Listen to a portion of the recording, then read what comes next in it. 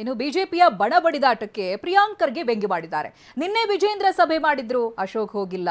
ವಿರೋಧ ಪಕ್ಷದಲ್ಲೇ ವಿಪಕ್ಷ ಇದ್ರೆ ಯಾರಿಗೂ ಉತ್ತರ ಕೊಡ್ಲಿ ಅಂತ ವ್ಯಂಗ್ಯ ಮಾಡಿದ್ದಾರೆ. ಬನ್ನಿ ಅವ್ರೇನ್ ಮಾತನಾಡಿದ್ದಾರೆ ಕೇಳೋಣ. ಇವ್ರು ಬರ್ತಾರಂತ ವಿಜೇಂದ್ರ ಅವರು.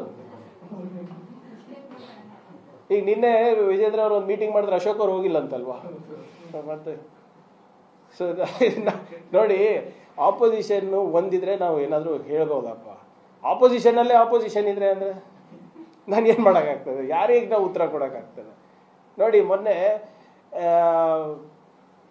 ಯಾರು ಯತ್ನಾಳ್ ಬಣದವರು ವಿಜೇಂದ್ರ ಬಣದವರಿಗೆ ವಿರೋಧ ಮಾಡಿದ್ರು. ವಿರೋಧಿ ಬಣಕ್ಕೆ ವಿರೋಧ ಮಾಡ್ಲಿಕ್ಕೆ ರೇಣುಕಾಚಾರ್ಯ ಅವರು ಬಂದರು. ಈಗ ನಾವು ಏನು ಮಾಡೋಕ್ಕಾಗ್ತದೆ ಹೇಳಿ ಅದರಲ್ಲಿ? The opposition is a joke in Karnataka, simple as that. ನೀವು ಎಷ್ಟು ಹೇಳ್ತೀರಾ ಅವರೇ ನಗೆ ಪಾಟ್ಲಿಗೆ ಈಡಾಗ್ತಾ ಇದ್ದಾರೆ ಅಷ್ಟೇ. ಬಿಜೆಪಿ ಅವರು ಪ್ರತಿಭಟನೆ ಮಾಡ್ತಾರಲ್ಲ, ಒಳ್ಳೇದು. ಪ್ರತಿಭಟನೆ ಮಾಡಿಬಿಟ್ಟು ಇದು ಬೇಡ ಇದು ಅಂತ ಹೇಳ್ಬೇಕಂದ್ರೆ ಸ್ಟೀಲ್ ಬ್ರಿಡ್ಜ್ ಓಕೆನಾ ಈಗ ಅವರಿಗೆ? ಯಾವ್ದು ಬೇಕಾದನ್ನ ಹೇಳಿ. ಆಮೇಲೆ ಯಾವ ಬಣ ಪ್ರತಿಭಟನೆ ಮಾಡ್ತಾ ಇರೋದು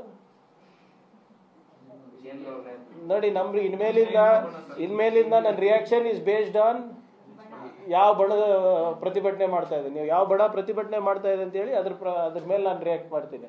ನೀವು ವಕ್ಫ್ ಅಂತ ಹೇಳಿದ್ರಿ ಸರ್, 2 ಬಣನೂ ಮಾಡ್ತೀವಿ. ಒಬ್ರು ಬೀದರು ಸೇರಿಲ್ಲ, ಒಬ್ರು ಚಾಮರಾಜನಗರ ಸೇರಿಲ್ಲ. ಹೌದಾ ಇಲ್ಲ? ನನ್ನ ವಿರುದ್ಧ ಪ್ರತಿಭಟನೆ ಮಾಡಿದ್ರು, ಗುಲ್ಬರ್ಗಾನೇ ಸೇರಿಲ್ಲ. ಈಗ ಮೂಡಾದಂತ ಹೇಳಿದ್ರು, ಮೂಡಾದಲ್ಲಿ ಅರ್ಧ ಜನ ಪಾಲ್ಗೊಂಡೇ ಇಲ್ಲ. ಸೊ ನಮಗೂ ಸ್ವಲ್ಪ ನಮ್ಮ ಟೈಮು ವೇಸ್ಟ್ ಮಾಡಬೇಡಿ ನೀವು. ಯಾವ ಬಣ ಅಂತ ಹೇಳಿದ್ರೆ then we will decide what to do.